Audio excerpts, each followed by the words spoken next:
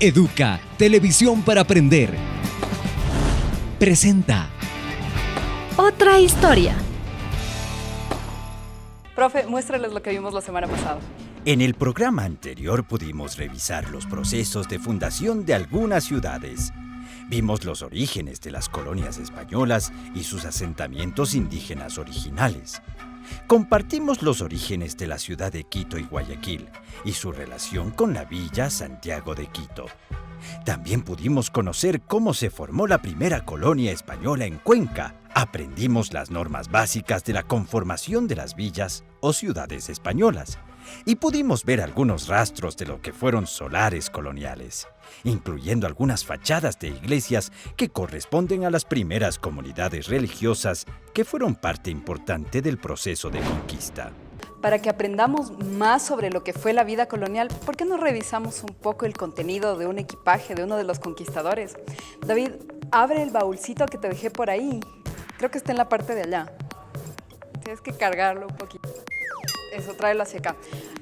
Abre el baúl y saca el contenido para que los chicos vean, pero apúrate que lo tomé prestado. A ver.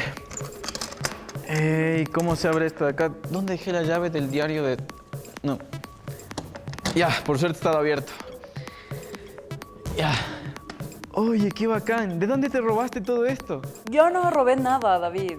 Lo tomé prestado un ratito. Pero bueno, mejor apúrate porque no tengo mucho tiempo. Ya tengo que devolverlo. Ya, pero ¿qué voy sacando? A ver. Anda sacando una por una las cosas. Una cruz y una Biblia, un cincel. Claro, el idioma, el español, si no, ¿de dónde va a salir? ¿Y estas cadenas para qué servían? Ya te podrás imaginar para qué eran esas cadenas. Pero ¿sabes qué? Mejor ayúdame metiendo todo rapidito en el baúl porque tengo que devolverlo. Déjamelo ahí en el mismo lugar. Pero si me rompo la espalda es tu culpa, verás. Les cuento que la vida en el supuesto nuevo continente para los conquistadores les significó un cambio radical para los nativos americanos, que entre otras cosas requirió de un control cada vez más estricto de España sobre gran parte de los territorios de Sudamérica. Para ello se necesitaron de varias instituciones, como la Casa de Contratación, que en 1503 se creó para regular el comercio y la navegación. Una institución muy importante para nuestro país, después del proceso de fundaciones de las primeras colonias españolas, fue la creación de la Real Audiencia de Quito, en 1563. Real Audiencia de Quito. Entidad territorial española subordinada al Virreinato del Perú. Sus territorios iniciales quedaron establecidos en la Cédula Real de 1563. Una de las primeras cosas que hicieron los conquistadores fue legalizar sus exploraciones. Se nombraban gobernadores de los reinos y al asentarse en poblados y organizar su vida, designaban las autoridades de los cabildos y las ciudades. Los representantes del rey en América distribuían mercedes de tierras y encomiendas en recompensa por las tareas de conquista. En la práctica resultó ser una institución de carácter sumamente peligroso. Lo mismo pasa con las encomiendas. Se supone que el encomendero debía cuidar a sus encomendados y hacerse cargo de su instrucción en la religión cristiana. En teoría sonaba ideal, pero realmente los conquistadores cometieron muchos abusos sobre los indígenas y no respetaron su fe. Generalmente los caciques les entregaban un número de indígenas para que trabajen con él o para él. Pero como el salario no les alcanzaba para sobrevivir, alimentarse, entregar el tributo y encima costear algunas fiestas, los indígenas se endeudaban y quedaban trabajando con los encomenderos por muchos años. Tan brutales y excesivas resultaron las encomiendas que en 1720 fueron abolidas.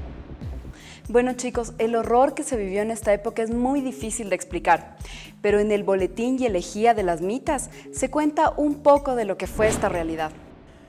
Brazos llevaron al mal, ojos al llanto, hombros al soplo de sus fuetes, mejillas a lo duro de sus botas, corazón que estrujaron pisando ante mi tallo, cuerpo de mamas, mujeres, hijas, Solo nosotros hemos sufrido el mundo horrible de sus corazones. Y de tanto dolor, a 7 cielos por 60 soles. Oh Pachacamac, mujer pariendo mi hijo, le torcí los brazos. Ella, dulce ya de tanto aborto, dijo: quiebra maqui al guagua, no quiero que sirva de mi tallo a Viracocha. Mejor veamos la estructura social de ese tiempo para que más o menos entendamos cómo pensaban los conquistadores de esa época. En este tiempo existían 2 clases sociales muy definidas. La primera era la clase dominante, que incluía españoles y criollos. Estos últimos eran los hijos de los colonos nacidos en América. La segunda era la clase dominada, que incluía a los mestizos, hijos de blanco e indígena. Los negros, que eran los esclavos traídos de África. Los mulatos, que eran mezcla de español y negro. Los zambos, que era el resultado de la unión entre negros e indígenas, y en escala se los colocaba a los indígenas puros. Qué bueno que hubieron tantas revoluciones que aquí mismo dicen, para que no se crean. Movimiento nativista de los Quijos, 1578. Sublevación de los jíbaros, 1599. Levantamiento de los málabas, 1619. Insurrección de los mainas, 1635. Rebelión popular en Guano, 1778. Incluso hubieron personajes que ofrendaron su vida, personajes súper notables como por ejemplo Tupac Amaru II. Él entregó su vida por la causa de los indígenas. Pero ¿sabes qué? Mejor que el profe nos muestre algunas imágenes y así nos va explicando mejor poco a poco. Miren este retrato. Se nota de entrada que la ascendencia de Tupac Amaru II fue noble. Él, junto a su ejército, se rebeló en 1780 contra las injusticias cometidas en las mitas, obrajes y batanes, iniciando uno de los más grandes levantamientos del virreinato del Perú.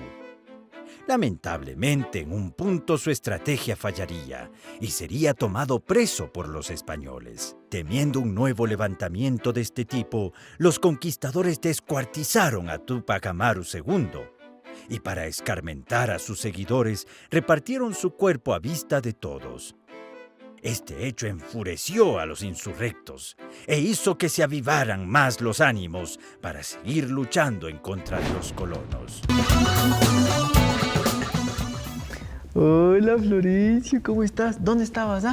Chiquito, ¿por qué no podías entrar, picioso? Digo, Florencio, la próxima vez, cómete tu hueso. Bueno, es que Florencio venía con el hueso y se le quedó trabado en la puerta y no podía entrar. Estuvo bien chistoso. ¿Y de dónde sacó Florencio ese hueso tan grande? Ay, Florencio, no se lo habrá robado al perro de al lado, ¿no? No, ¿qué te pasa? Pero si Florencio puede ser pobre, pero bien honrado. Bueno, ya, mejor dejemos a Florencio con su huesito y que el profe nos cuente qué eran los obrajes. Ya me imagino, de haber sido alguna otra forma de esclavizar a nuestros indígenas. Bueno, David, en el caso de los obrajes, la realidad era que eran muy importantes para la economía de la audiencia durante la colonia. Se trataba de fábricas de producción de tejidos. Había 2 clases de obrajes, comunidad y otros particulares. Los unos servían para que las comunidades de indígenas pudieran producir mercancía para cubrir los tributos. Los otros eran de gente particular que usaban la fuerza del trabajo indígena. Había también chorrillos y los obrajuelos, que producían prendas de menor calidad y se vendían en los mercados locales. La audiencia de Quito desde fines del siglo XVI se convirtió en un eje comercial. Aquí llegaban productos desde Cartagena, Lima, Pasto, Cali y otras ciudades más.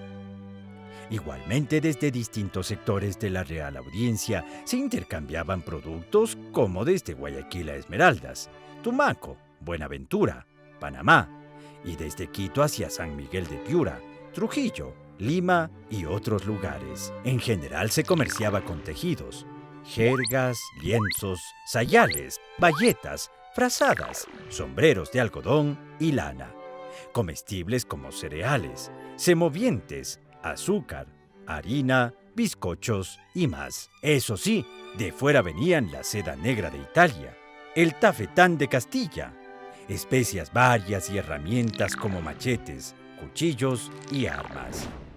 Otro de los problemas terribles que tuvieron que enfrentar fue la aparición de los piratas.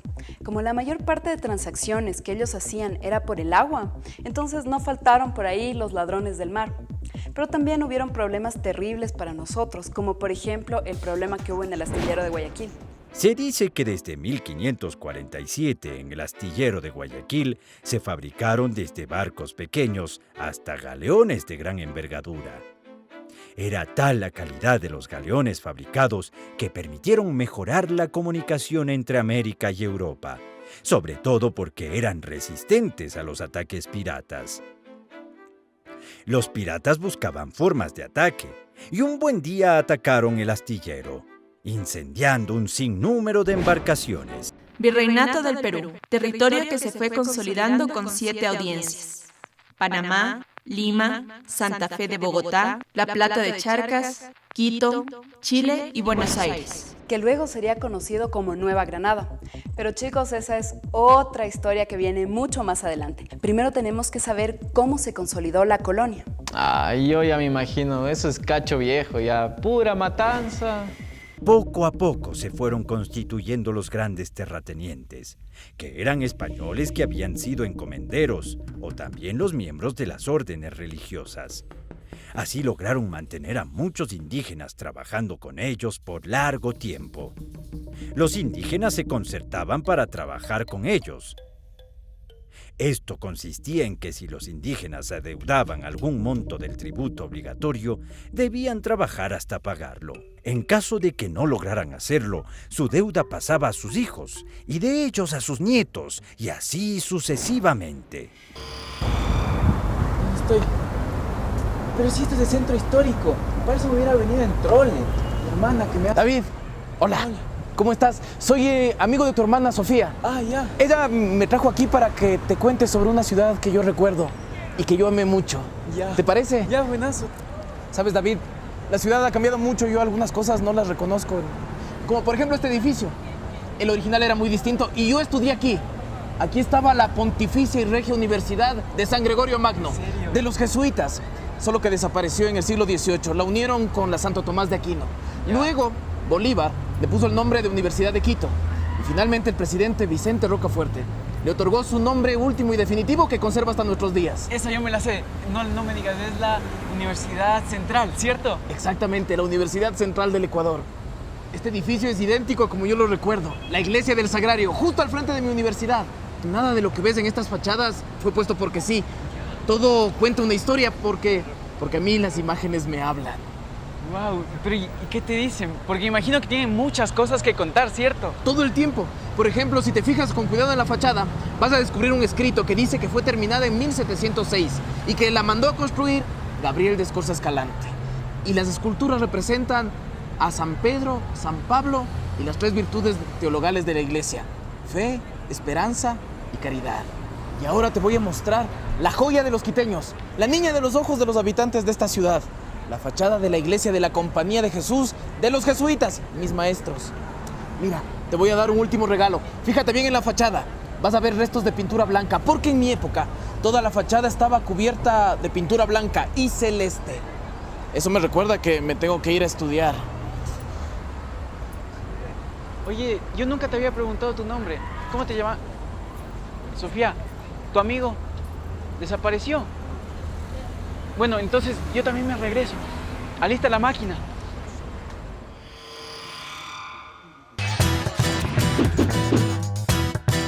Hay quienes lograron hacer muchas cosas muy importantes. Me voy a dedicar a estudiar. ¿Te imaginas yo, David, el próximo Espejo? O uno de ustedes, el próximo ideólogo del Ecuador.